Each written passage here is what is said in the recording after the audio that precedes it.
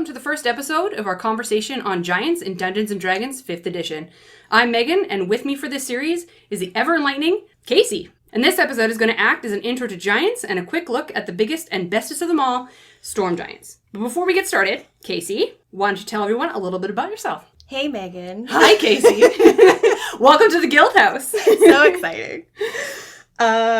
Who am I? Okay, so I came to BC from the Saskatchewan prairies, so I am very happy to live in this climate versus that. And since I moved, I fell in love with D&D even more than I did before, which is really nice. I am basically an expert in all aspects of nerd. I will say I am a scientist, so where I may lack in one sense of the word nerd, I make up for it in the other side of it. So yeah. I feel like you're the smartest one of all of us, to be honest with you. You definitely have a brain mind, so. I mean... I mean, at the D&D table, for sure, it comes out that you're smarter than the rest of us, for sure. You're so kind. I try to be. See, I'm nice. I'm nice to people. Casey doesn't know that in this podcast. Everybody thinks that I'm a big meanie, so.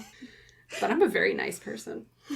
I believe you, and we will see how we survive this whole adventure right now. I'm stoked. All right, so in this series, we will be working our way through the Ordning, which we will get into great depth over the next few episodes. I'd like to take this moment to just mention that trolls will be getting into and highlighting their own spotlight in early and late summer, so we will not be covering them in this series at all. So please don't come at us. If you want to come at us, come at Adam. He's our organizer, so tell him that he's an idiot. But that's fine with me, because ew, trolls. But before we get started, something that Casey decided that we're going to do is that we'll probably have a pairing of wine with each giant that we talk about. So Casey, tell us, what are we drinking today? Well, because why not, right? Yeah, wine not, if we will. So what did you pick out for us today to talk about giants in general? So we're starting off with a red blend today called Hope's End. Run away to the dark side to a place called Port Misery. It's South Australian. And I must say, in the first few sips, it is delicious and is going to help me survive this. It's really not that bad. I was a little bit nervous when you said I haven't tried this wine before, but I'm like, all right, here we go. Well, I probably haven't found many wines that I don't like, so I feel like we're doing pretty good. Yeah. So did you choose it because it matches giants, or did you choose it because it matches our lack of hope for this doing very well? Both? Yeah, okay. Fair enough. All right, so let's just jump right into it then, shall we? So what are giants, you ask? Well, they are huge monolithic creatures that are legitimately gigantic and weirdly elementally based, which is something that not a lot of people consider if they start reading about giants to begin with. For being a creature in 5th edition, that is kind of super iconic. We actually don't see or hear them or hear about them a lot, or or they're usually utilized as a big bad evil guy. They're not really, like, to be fair, like, Casey, right away, do you have any experience with giants in-game?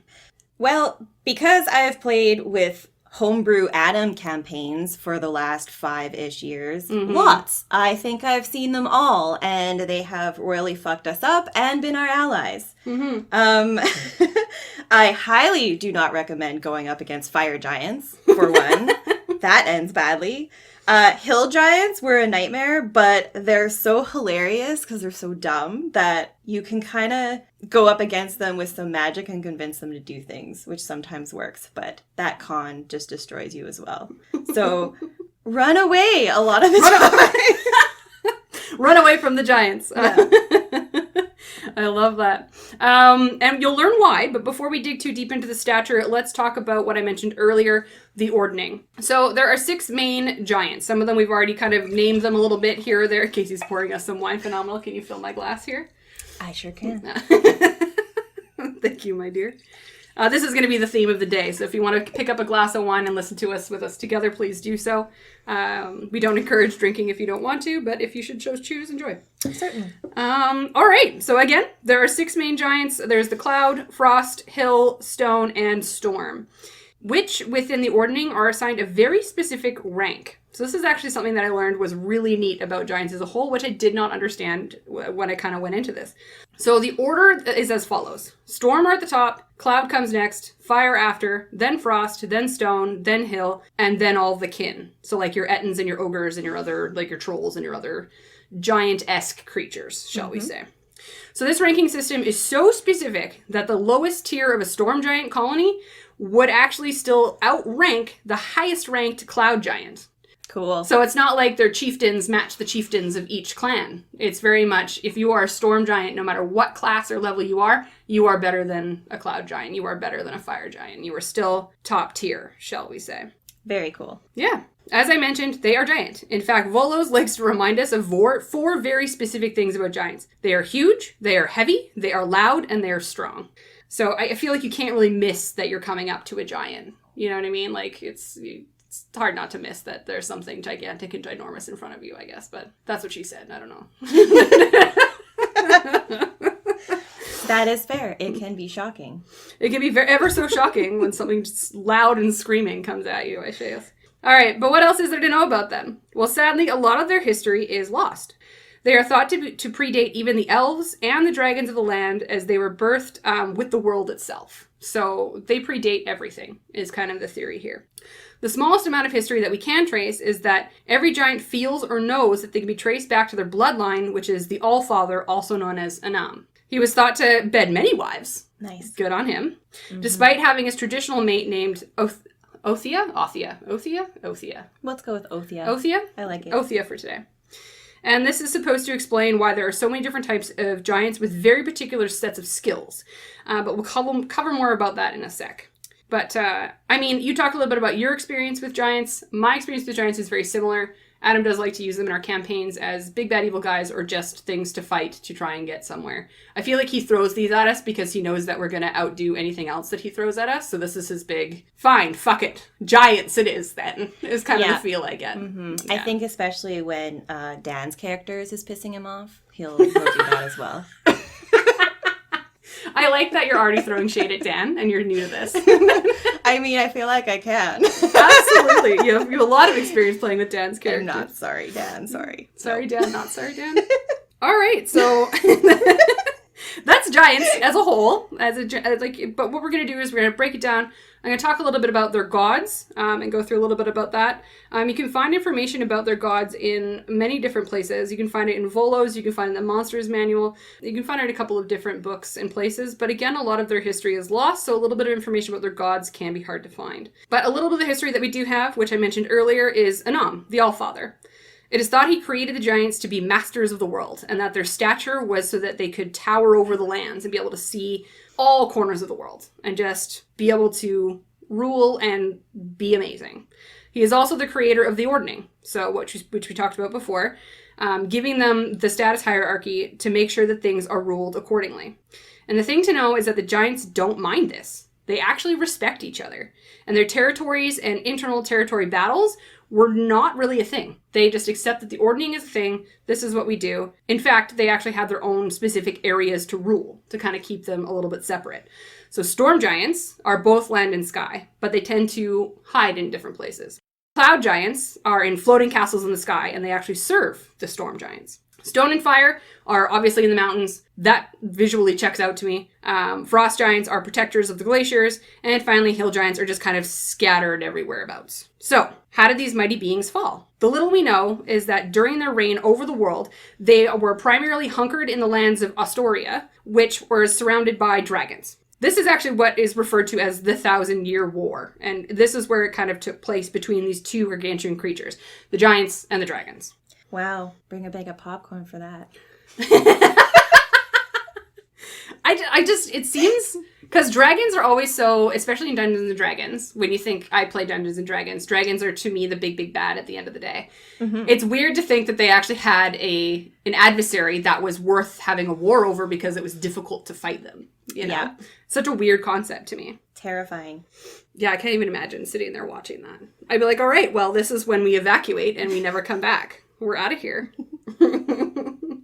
But anyways, it's thought that they battled each other tooth and nail over the lands and territory, and not necessarily just over the lands and territory, but also for personal reasons. They really just didn't like each other. And then it was told that Garrix, the red dragon, was the one who finally did the giants in, and the rule fell. This is the history that the giants do know and hold true to, and those that live now will always have a need to rise up to greatness once again, and will always hate dragons. Dragons and giants do not like each other. Not possible. I don't care what kind of lore you want to do, I don't feel like you can have a giant and a dragon be friends. And I think it's just because both generations would hold true to the history, in my mind. I have a question. What's up? I'm throwing you, Megan. Does that impact how giants react to Dragonborn? I would imagine so, in my mind. I would in my campaign. It's just like pure disdain. Yeah.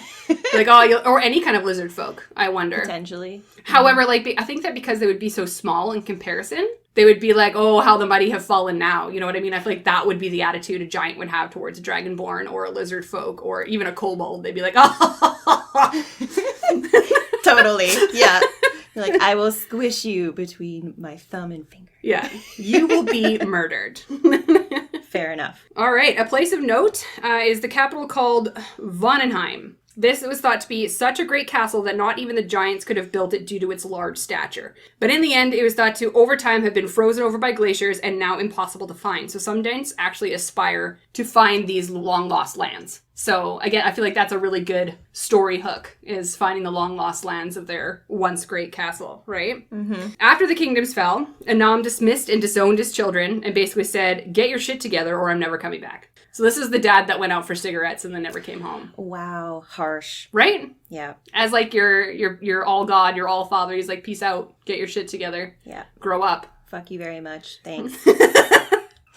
So most giants don't worship Anam like a god because of this reason. Like, I mean, makes sense. It's fair. Absolutely fair. Instead, they worship and respect his direct sons and daughters. And he has 6 sons named Stromnus. Oh, this is going to be bad.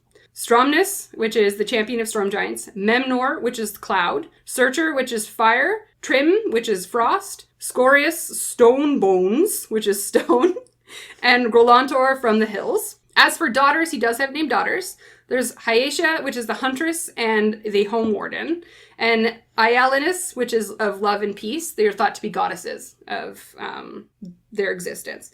And then there's Diane Castra, which is the trickster. So I thought that was a good, weird triad of daughters. You know what I mean? Thinking of like the dad that has 3 daughters. I feel like this is the worst combo to possibly have. Mm-hmm. Mm-hmm. A huntress, love and peace, and a trickster. So basically you have a whore, a fighter, and then a bitch. Yeah, great. Covered all the bases there. Anyway, some would even follow Anam's mate, Othia. We decided Othia, right? Yeah. Sure. Yeah. And if a giant really wanted to stick it to their father, they joined a cult. And yes, giants can join cults. In fact, they would specifically join cults of Baphomet or Koshtuchi, which is a weird one to say. Yep. Which would get you thrown out of your clan right quick if they were found out that you were you ran away and joined a cult. Like, I feel like that's a classic family trope. Mm-hmm. I love it. Anyways, that's kind of like a little bit of the history that we know. So, Casey, how'd that make you feel? Uninformed on giants.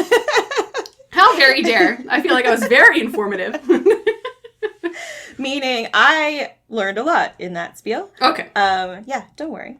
I feel like there's a lot of angles that you could take this, and lots of them could either be the bane of a campaign or like the benefit of a campaign. You could maybe seek to negotiate with some of them by finding them in their lands and seeing if they will ally with you. Or in a campaign, you could potentially be forced to make your way through one of their like layers or where they tend to be and hope to like goodness that you can make it through without them finding you. But again, if it's Adam's campaign, they're finding us. Oh yeah, absolutely. 100%. If there's a risk that there's going to be a giant where we're walking around, guaranteed like dollars to donuts, we will find it. Mm-hmm. And it will find us and we will have to deal with it. And it will be one of those things where it's just like either we fight it and get killed or we do what Adam wants us to do and we talk to it. Yeah. And we never talk to them. So no, because that's less fun. It's absolutely less fun. Let's try and kill this thing first. And then if that fails, then we'll try and negotiate with an angry giant. Because that makes sense, right? Mm-hmm. Doing it in that order.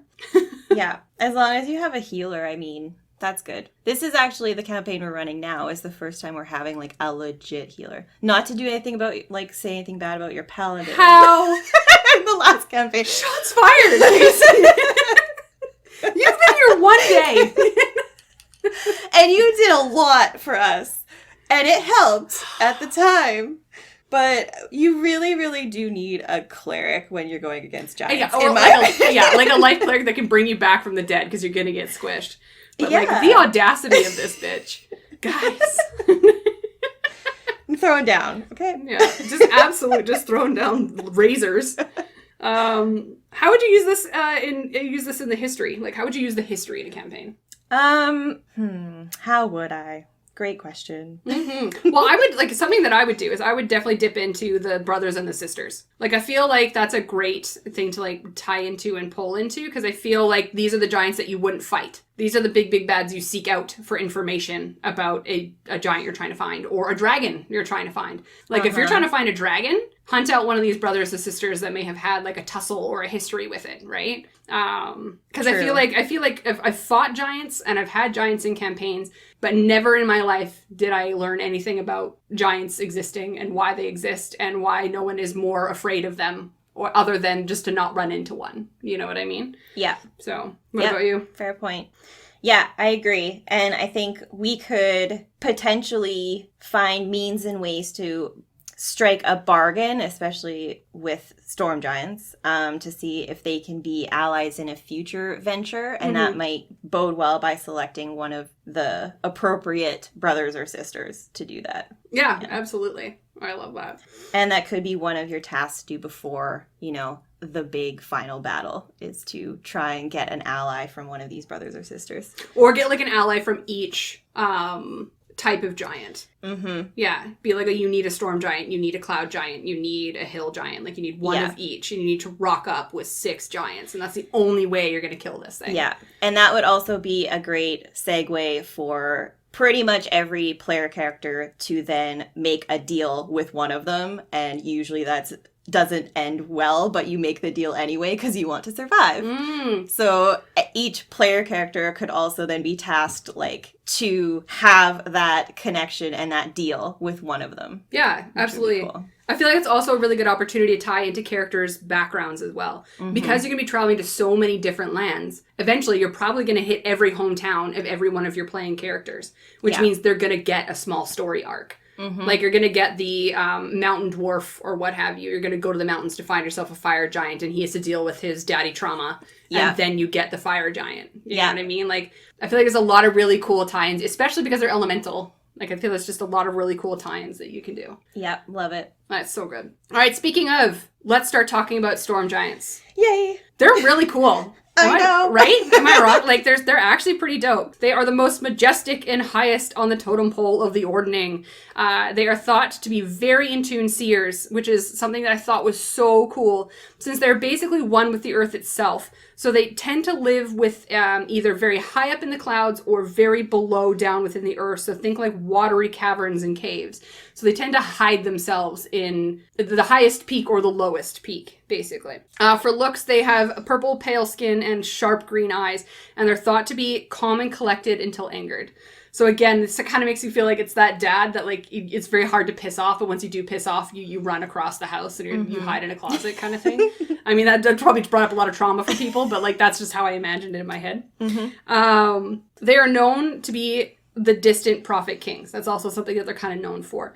Because they are so far removed from society, not many creatures have seen one, and they are considered to be detached oracles, as they feel they are the closest to Anam, and that their people's history, and have the strongest will to restore what was once their great kingdom.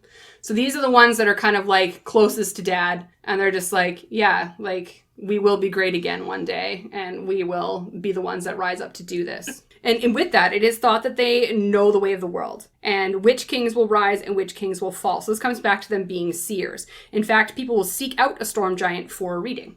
So if you're a great king or a great leader or a great anything, and you want to know if you're going to be successful, sometimes you'd seek out a storm giant or because they're considered oracles. They're going to tell you if you're going to be successful or not. So all I can think of is Vikings in my head when they go to the oracles to be hey, am I going to be successful? Can you bless me? Blah, blah, blah, blah, blah. Right? So I think that, again, that's a really cool adventure, tie-in story. Yeah, and I feel if it could be a one-shot campaign, or, which one-shots end up being 4 shots. That's what she said. Casey! but where, like, a group is tasked by some lazy-ass king or queen that wants to know the information from a storm giant but doesn't actually want to go themselves. They'll be like, I will pay you handsomely and go find this storm giant and, you know. find out my history, right? Well, that'd be a great, like, campaign starter, because you could basically be, like, the paladin of some great king, and they'd be like, I need you to go on this journey, find your finest men, right, and seek out this storm giant and figure out if we are going to be successful in the war to come. Yeah. Right? Yeah, and even better if the campaign, like, group doesn't really know much about storm giants, and so they have to, like, pick up information along the way just about when they're searching for it, what people say, and the rumors about whichever one they're trying to find, and, yeah, hoped and pray it goes well. What a fun twist it would be if the paladin made it to the storm giant and was like, hey, like, this is my great king, is he going to be successful? And he'll be like, no, but you will be. Right? Bottom! Ah! Love me a good kill your master story. Anyway. We have had a few of those. Right? Campaign. I love killing a deity. Just makes me so happy inside. Yeah, I mean, one of my characters killed its master and then wore its skull as a mask. That's true. And that's your most famous character. I think we've talked about Acra before on the podcast many times. Nice. But Casey is the wielder of Acra, our black dragonborn fucking necromancing lich. Yeah, just a whole bunch of bullshit. Yep. She is amazing. I'll go down in history for that one. I'm fine with that. I feel like my paladin and your necromancy wizard were opposite sides of the spectrum, which was a lot of fun to play at the table. Yeah. So. Especially because they actually did love each other. Oh, very much so. And, like, had each other's backs, but it's like, but one day I will kill you. And then we did. We literally killed each other in our arms. Yeah, it was battle royale. It was off a cliff or something, wasn't it? I speared your heart, and then you started falling, and then my character realized what she had done and killed you, so she jumped off the cliff, grabbed onto your body, and then it was Loki's character that arrowed my character through the heart, and then we all died. Fucking dark. Yeah. Thanks, Adam. Thanks for that internalized trauma. All right, anyway, back to storm giants. So they are also considered to live solitary lives, which means they tend not to speak to even their own kind. Basically, they only speak to each other to share omens or stories or just to share their general knowledge about what's going on and what's happening if it is a necessity. But otherwise, they live their life very much on their own. In fact, once a storm giant comes of age, they immediately travel to a place of isolation, such as within the clouds or within the caverns below the ground, to live out their lives. And then the thing to remember here about storm giants is as long as they are left alone, they will leave you alone. Mm-hmm. So they have no interest in you if you don't bother them. So if you don't go poking around their cavern, throwing spears at them, they're going to be like, cool, feel free, travel through, whatever you want to do, just don't bother me, right? But since they see themselves as such godly beings, they will squash you and put you in your place if they need to. So if your paladin or your rogue rocks up being like, hey, they'd be like, okay, it's like my rule with spiders. I understand that you have a purpose in this world, and I accept that you kill all of the bugs around me, and I respect that you have a purpose in my existence, but I don't need to see it. Mm-hmm. Mm-hmm. That's the silent understanding. If I see it, I'm going to squish you. So I feel like I am the storm giant to a spider, as a storm giant is to the rogue in your party. It makes absolute sense, Megan. I like to think that I make a lot of sense. I also realized we didn't switch wines for storm giants, but... Oh, shit, we didn't. Well, down this one, because we got another bottle. We did actually buy another bottle of wine for storm giants. So let me just grab it. We're going to talk about it. All right, so Casey, what are we drinking for storm giants? Well, let's just crack. Thank goodness for screw-offs. That's the name of your sex tape. It's so fast and convenient. Get it done, right? Okay. Okay, so this one is Cave and Cove Vineyards. It's a Pinot Grigio from California.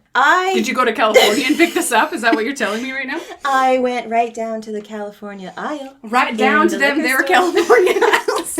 Okay. Yeah, in the BC liquor store. Yes. So, surprisingly, it is very difficult to find a wine that pertains and relates to storm giants. Or just storms in general. I feel like we were so hell-bent on the word storm. Yeah. Yeah. And yeah, it's tough once you're strolling down, the California Isles and other isles. It's not where you're gonna find really, a storm giant. really hard. But I feel, this is where I went with it, is Cave and Cove. It's generally places when you're adventuring and on the road again. Like, I love to play in the campaigns. you love a good downtime random encounter. Yeah. I mean, roll the dice, see what happens. I also feel like because storm giants live in caves and coves, it works. Yeah. Right? You will come across caves and coves. They might be your shelter and for the night, and then you will find very scary things in there, including potentially storm giants, and especially when we get into the next discussions on like the quintessent, you may not even know it's there. 100%. All right, let's try this sucker. Yeah, let's do this. I hope that picks up. Me too. I think it will. All right, let's try the sucker out. Cheers. A little sweeter than I thought it would be. Yep. It definitely goes down easy. It does. Maybe because we had Hope's End first. Goes down a little bit easier. Since we're still talking about storm giants, kind of give you a little bit of a run through. What are some of the things that kind of stood out to you about storm giants as a whole? And how would you, how would you use it in a campaign, do you think? I think they could play a really key point that could be several sessions in a like long haul campaign and be a huge source of information on what's to come in a campaign, especially. I like that they're super smart and, maybe won't kill you if you try to talk to them, but maybe they will. Absolutely.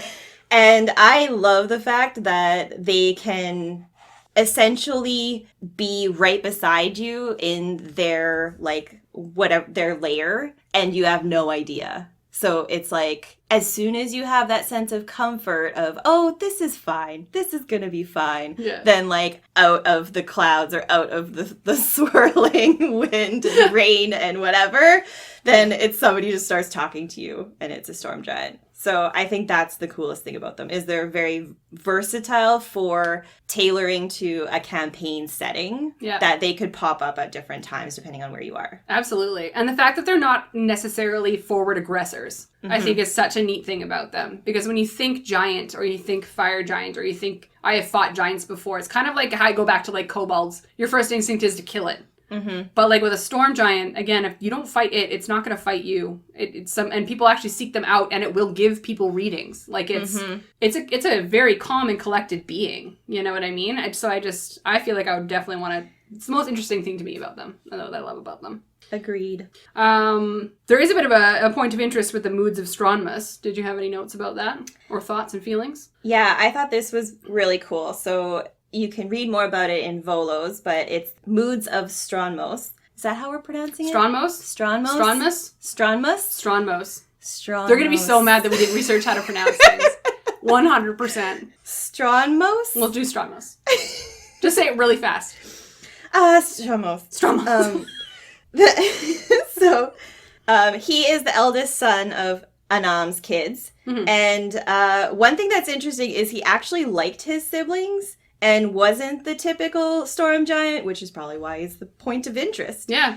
He was more jovial and aloof, and when he wasn't like brooding the resting bitch face like most giants would be until you disturb them, he actually did like joke and laugh and kind of show that side, which is very, very rare in giants.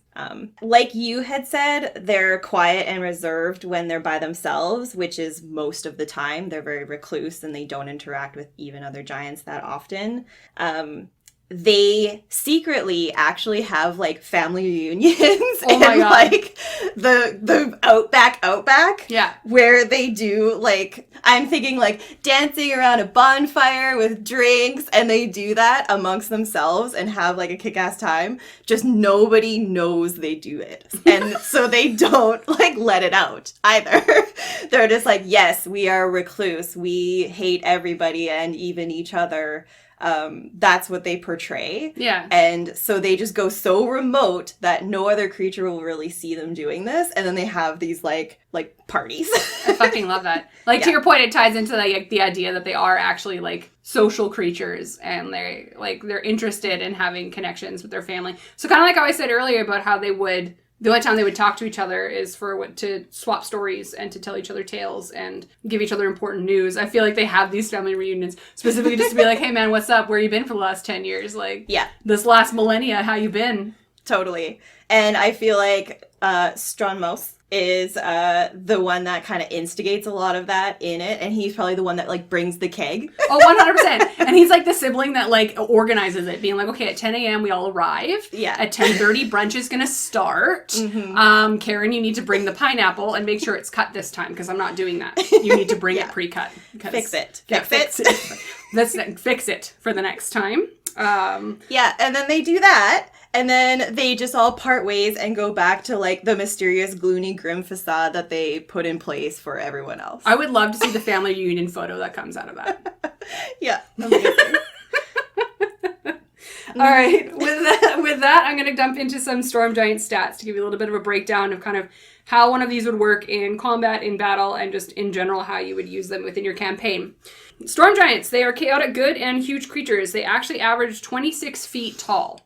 Which is something to, I feel like, I did look at like a little graph. There's a graph, I believe, in one of the books where it shows the different heights of the different giants, and Storm Giants are the tallest. And I wonder if that has something to do with why they're most largest and majestic of the older siblings, shall we say. Likely. So the cool thing is that they can both breathe air and water. I think that kind of checks out because we did talk about how they tend to either live within the clouds or underground in watery caverns. And this also actually means they have a whopping swim speed of 50, as well as a regular walking speed of 50. However, the walking speed for me checks out because in my mind, their stride is your 30 feet.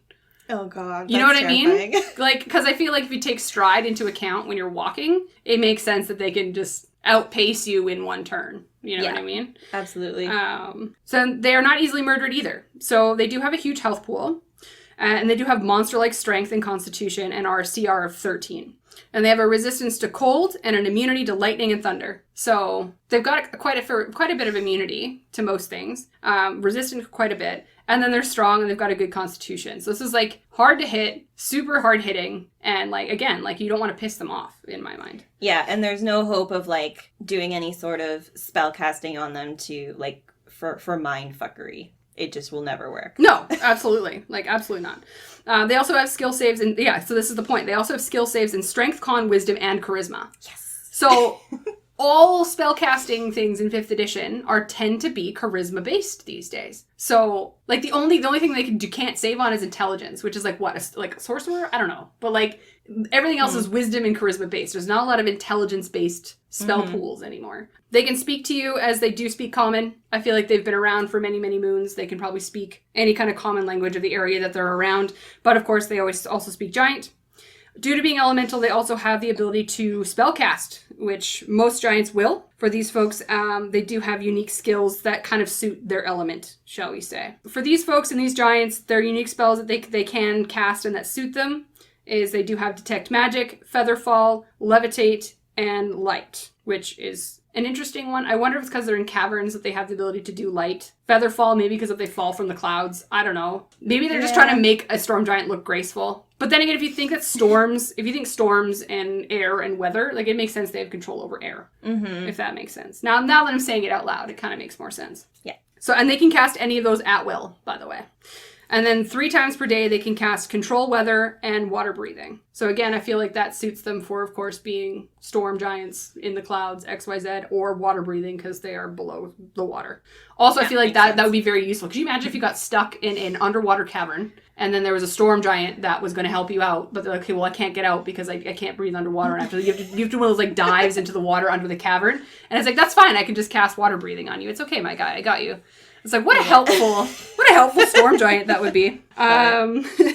Anyways, these all kind of check out to me based on their element. That's kind of what I'm getting at. So for actions in fighting one of these, of course, they're giants, they're brutes. They have a giant greatsword. How large do you think that greatsword is? Whew. Should we roll for it? Roll for sword size? We like rolling for size. Phenomenal. But yeah, the sword giant will either attack you with its sword or, weirdly enough, a rock. And yes, it is written in the book that one of their abilities is that they throw rocks. So When all else fails, just look around you and pick up a rock, which would probably be the size of a car, and whip it at you. I just imagine you rocking up to a storm giant, it's holding its sword, and it's just like, oh, this is intimidating. I'm going to stay at a far distance. This is going to be easy enough. And all of a sudden your wizard just gets literally rocked by a car. Yeah. Oh, it's so good. That did not go how I thought. Oh. And then, again, because they are elemental, they do have the special ability where they can use lightning strike, which is basically Zeus hurling a lightning bolt. Mm-hmm. So, that's their storm effective awesomeness, basically. But yeah, that summarizes your basic and once-over of what a storm giant is. So, any thoughts on their abilities or something that you feel like you would utilize in a campaign, Casey? Okay. Rocks. Rocks. Try to avoid areas with rocks if you're going to meet a storm giant. I feel like when encountering a storm giant, this is what DM will rely on, is that one player character in the group that is just going to shoot an arrow at the storm giant while it's going who goes there? And then it's ping off the side of his head, and it's what the fuck? And then all hell will break loose because it will be no, you fucking didn't. And then that's the battle royale happening right there. Oh, absolutely. I can also see the storm giant being what the fuck is wrong with you? You come into my house to see me, mm-hmm. and you want to ask me questions, and you're pulling this shit? Get the fuck out. And then it just picks up a car-sized rock and throws it at your party, and that's the end of that. TPK, we're done. Yeah. Yeah, so it could go that way. Or if there's some sort of way to restrain and gag the character that's going to do that, then you can roll in and actually see if you can get out of it alive with what you came for. Okay, so anytime Dan's character is in there, we have to hog-tie Dan's character. I wasn't going to say it. I said it. I'll say it.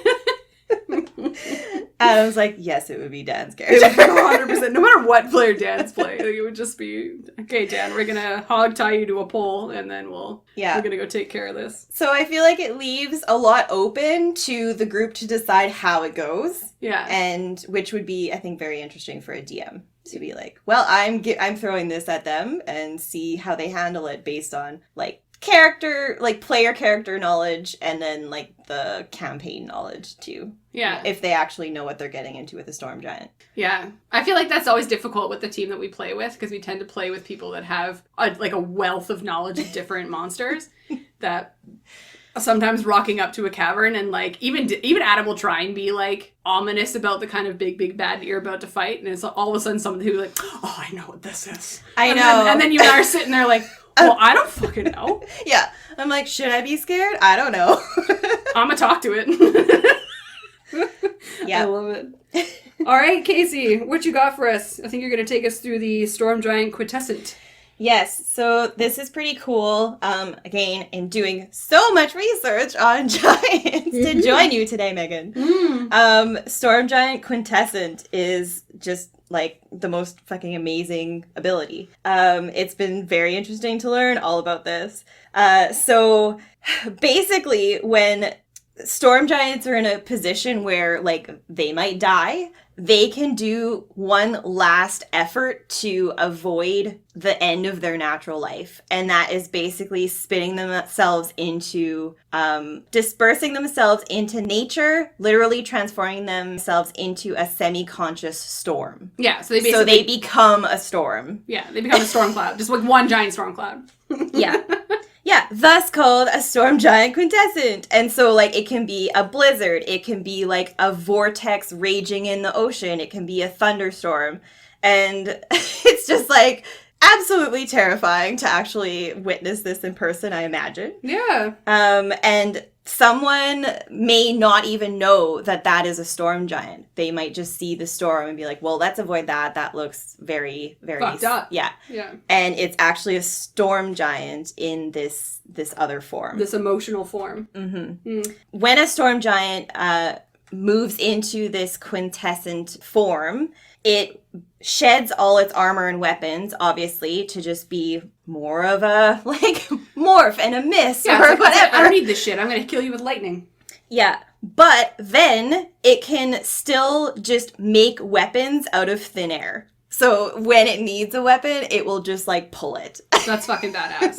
I feel like it's like a tornado. It's like when you're watching, like, Twister and the tornado is just full of random shit. Yeah. It's just like, oh, that's a nice sword that I'm going to use. Phenomenal. Yeah. And then when it doesn't need it anymore, it just, like it just disappears. Mm-hmm. And that's it. And then if the giant actually dies, then the weapon disappears too. So you can't, like, go strolling through, I don't know, the mountainside and then see, like, a giant ass, like, weapon that came from some sort of quintessent. But very, very cool. And what else is cool about it?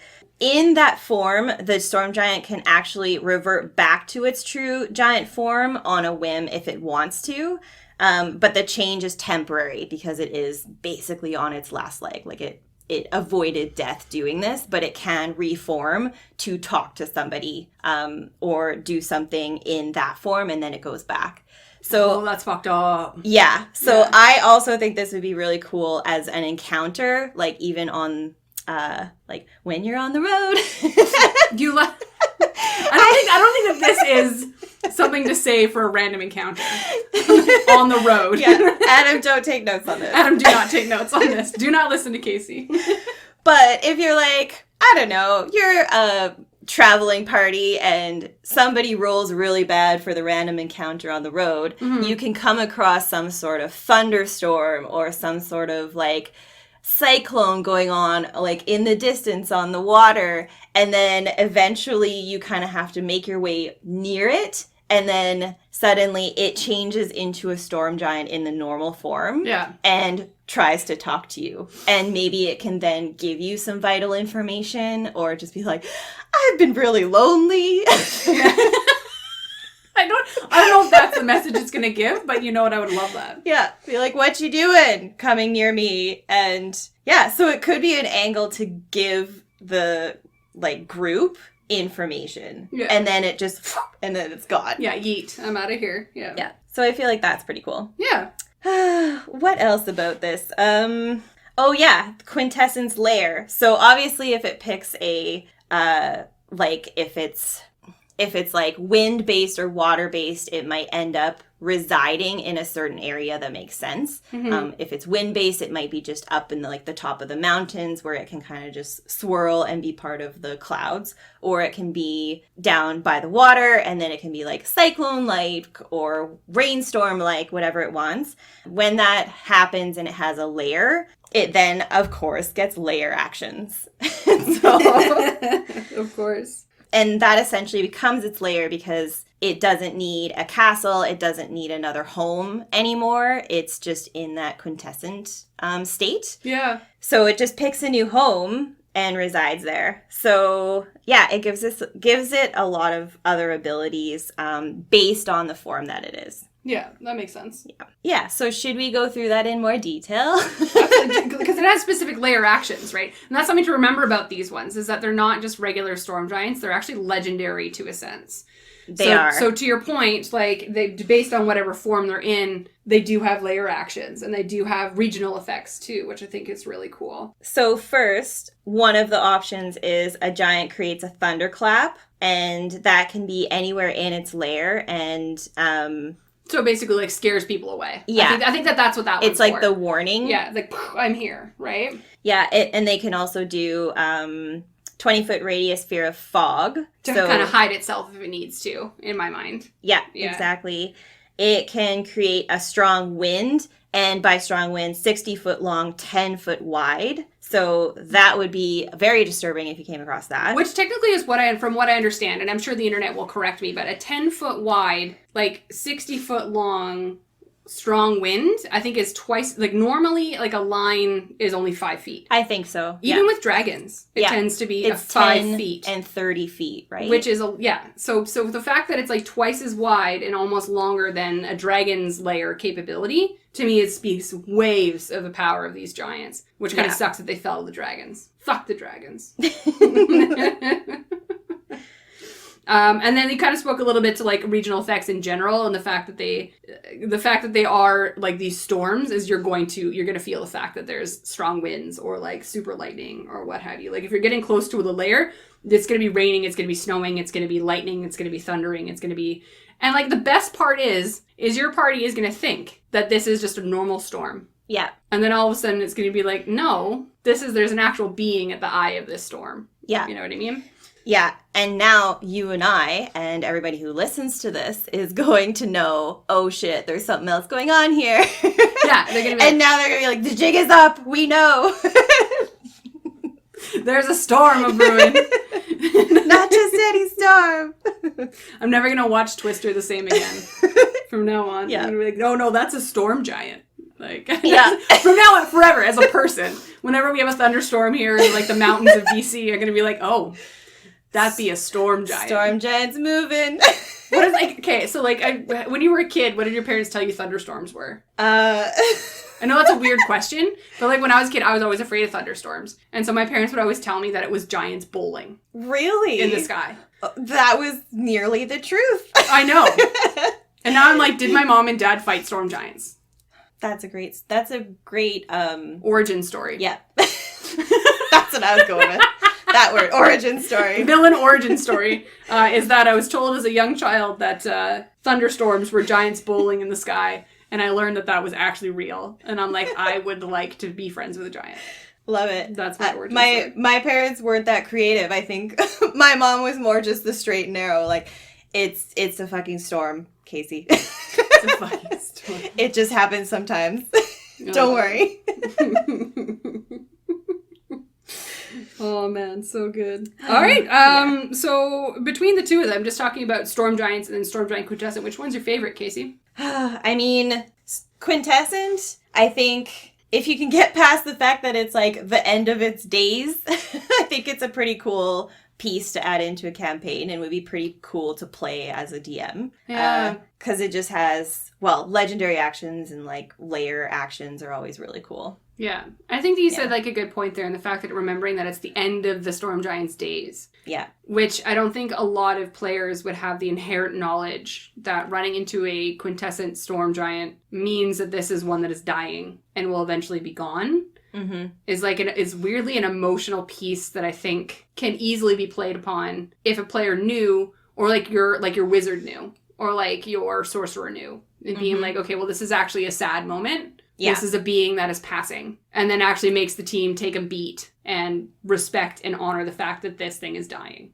Yeah. Right? What an emotional day that would be. Yeah, exactly. Especially since if it does end up taking its like original form temporarily, you would actually then know like who they were. Yeah. And even though it's temporary, and it really would be one of their last things that they get to tell anyone, whatever they say. So I think that's also why they would risk doing it versus just remaining, in the background, letting people pass or destroying people or whatever. Yeah. But it would be like, well, it's now or never in some scenarios if they haven't come across people in years in that state. Yeah. And it's just like, well, I need to do this before I move on. I need to pass on my knowledge. And can you imagine if your team did have like a cleric or like something that worshipped like a storm god or worshipped something that knew something about these giants. Yeah, or even elemental based. Yeah, and like sees this storm happening and being like, no, I need to go and I need to send this and help this storm giant move along, right? Yeah. Or like your NPC that's with your party sees this storm and is like, I gotta go, but if you want to come help me, you can come help me, but I have to go send off. I feel like we're both on the verge of tears. Like, I'm talking about this poor quintessent storm giant that's just on the end of its drama. Oh my god. Adam's like writing furious notes about different ways to make us cry. Yeah. Like, this is gold. This is absolute gold. Oh, I love that for us. Mm-hmm. Okay, enough of that. I'm done with that. So when it comes to storm giants, I believe there's a couple of famous ones that we can kind of touch on, which I believe would be in the Storm King's Thunder. Do we know much about those folks? Yeah, there's a little bit about a few of them. So the first one is King Hecaton. King Hecaton. I just say Hecaton. Say Hecaton. Oh god. Hecaton. So sorry. They're gonna kill us. The internet's gonna eat us alive. So King Hecaton is a storm giant king that was abducted by the Kraken Society. And he had 2 daughters that were very evil, named Princess Mirren and Princess Nim. And then the 4th is Princess Sarissa, who sits on the worm skull throne. And she wears a, oh my god, words, Corolnor scepter. So some of you may know what that is right away. Well, anyone who's played through Storm King's Thunder would be like, we know more than you do. Yeah. 100%. That's fair. That's fair. And we're not afraid to admit that we don't know much about Storm King's Thunder. No, this is fun fact about this. Yay! Yay!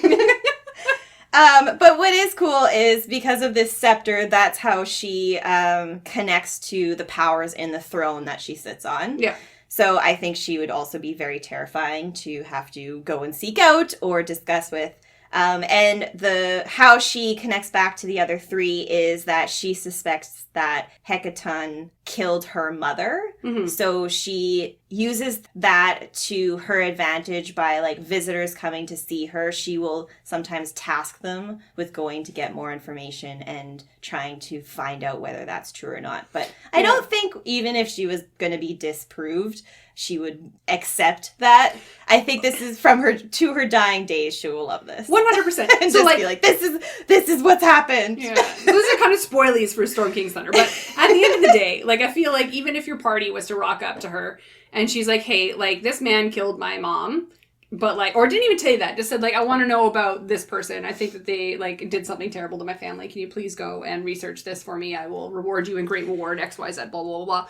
And then you rocked up and, like, started talking to this man. He's like, I didn't fucking do that. And then you go back and, like, yeah, you didn't do it. And she'd be like, I don't fucking believe that. I still want to kill this man. You know what I mean? Yeah. Like, so. Agreed. Hell hath no fury like a woman scorned, to be fair. Yeah, like, exactly. Yeah. Yeah. I mean, kill your mom in any, like, how many story arcs? How many fucking story arcs? But fuck with parents and kids, it's over. Yeah, but I feel like these folks can be utilized within other, like, in homebrew campaigns if you want to. So again, most of the information you'll find about these ones are going to be in Storm King's Thunder, which is a module which gives you ideas and thoughts on how to utilize and play them within game. But their history and their thoughts, I feel like you can place that anywhere in the world. Like, could you imagine if, what's her face, Sarissa, was a storm giant quintessent? Yeah. And you rock up on this storm, and then she appears, and she's like, my dying wish is to avenge my mother's death. Please kill this man. I feel like that's a different way to play that story. Totally. Or the same thing as the sisters. You rock up to these sisters, like, in the middle of, like, a underwater ground cavern. And they're just like, yeah, like, this is our old home. This is where we grew up. Blah, blah, blah, blah, blah. Like, there's so many things that you can use these characters within a homebrew campaign, right? Mm-hmm. Yeah, I agree. Yeah. But yeah. Love it. All right, so let's talk about what it's like to play a storm giant as a DM. So, or just giants in general, I think, because we've talked about both today. So I think that we can talk to, as a DM, if we were to have to NPC and roleplay ourselves as storm giant, what is something that you think that you would attach yourself to and, like, play, and any advice for those who would have to roleplay a giant? What are your thoughts? I think depending on which one, I think it's really important to know where they fall in the hierarchy, because that will help you be able to play it appropriately as far as intelligence and how they would naturally behave. Yeah. Because it would not make sense for, like, a storm giant to just go in barreling like a hill giant or something would do. So to know the hierarchy and just be able to have that in the background, you can probably play it off a little bit better and understand why it is the way it is. Yeah, no, I agree. Like, if you're thinking, you have to take the ordning into account. Yes. So if you're playing a general and role playing a general giant, or, like, playing a fire giant, you're not going to rock up to a storm giant and be like, what's up, my guy? Yeah. Like, this is not how it would roll. Because you are so further down on the totem pole than you are a storm giant. Mm-hmm. So, like, you have to remember those things and take that into account. So I like that. That's a good thought. Enjoy that. Thanks. I think I talked about it a little bit earlier, but I feel like if you were going to be role-playing a storm giant specifically, or a storm giant quintessent, understanding That's wine. That's the wine pour. Fill me up. Fantastic. Thank you. Continue. Yeah. So, as I was saying, understanding, again, their social mechanics is very important. So I spoke to it a little bit earlier in how storm giants are actually quite calm and collected. They're seers, they're oracles. You know what I mean? So I almost feel like you have to kind of research what kind of language and how they would speak. And they would be a little bit more calm, collected. They might even speak in riddles. Mm-hmm. They might even only speak to you in giant with small words of common scattered here or there to give you half a message. There's nothing... It just reminds me of everything Adam has ever done to us again. Me too. And how we get half messages, where half of it is in a language we understand, half of it is a language we don't. And I feel like that is something you can really play into with a storm giant, because when I imagine seers and oracles and things that are going to give you predictions, they're not just going to give it to you. They're going to bring it into a form of a riddle. They're going to give it to you in the form of a half-scribbled note that you can barely understand, a map that's missing half of it, or an image that's burned. You know what I mean? Like or they're going to let you see it for 5 seconds and they're going to make the wind take it away from you. Yeah. Like they're going to give you a piece of it. Yeah. So that you can make your own thoughts and understanding of what's going to happen to it. Because in my mind, if I think of anything oracle or predicting the future in any way, shape, or form, people's choices based on that information is going to change the course of that future. So in order to maintain the course of the future, I feel like a storm giant would understand, I can only give you so much information. Yeah. So I think that that's a beautiful piece to kind of remember. Love it. Love it so much. Yeah. And then also, if you're going to play a quintessent, remembering that you are a sad banana. Yeah. Yeah. Score some guilt points and some drama, for sure. Score some guilt points? Like, I want that on a shirt. All right, Casey, any final thoughts before we wrap up today? Oh, man. I have a whole new respect for giants in general and storm giants in particular. I would love to come across a storm giant now and do whatever I can to talk to it, not try and fight it. Yeah. But it's just, I don't know, it's got so many different angles and so many abilities and skills that bodes so good for a story. So 100%. Love it. Yeah. No, I agree. I feel like there's a lot of, for such a high regard creature with a not so detailed, rich history. Because in my mind, if I think about some of the things that I've researched for not only podcasts, but for playing in D&D in general, it's books and books and books and books and books of backstory, history, lore. This came from 3.5. This came from 7.5. This came from like someone's fucking EDM playlist. Like it's just, there's so many things that you can put into something. And the fact that storm giants or just giants in general don't have a lot, there's enough to go off of that you can be creative enough.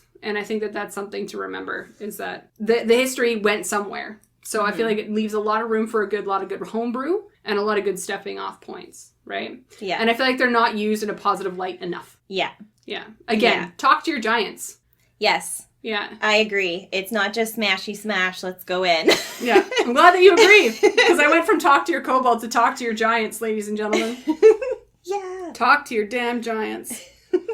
All right, so that's all for this giant summer special episode on Storm Giants. Stay tuned next week when Casey and I head above the storm to the only other true giant that speaks common, and that would be the Cloud Giant. Nice, nice. Thanks for listening to this episode of It's a Mimic Podcast. If you'd like to support us, we have a donate button on our website, www.itsamimic.com. And if you'd like to discuss what you've heard here today, you can find us on Facebook, Instagram, and at It's a Mimic. For other episodes on other kinds of monsters, you can find us on Apple Podcasts, Spotify, and YouTube, or wherever you listen to your podcasts. Thanks again for listening to It's a Mimic, where you never know what you're going to get. That was the cutest exit I've ever heard.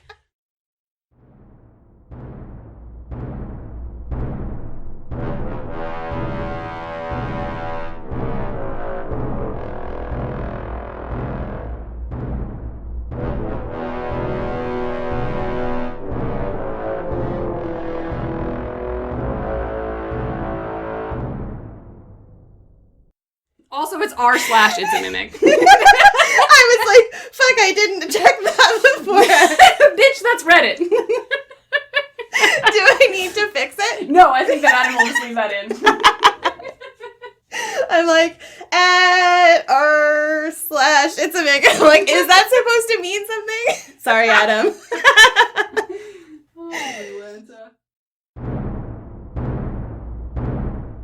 We're gonna do great, I promise. All right. It will be. It'll be what it be, Casey.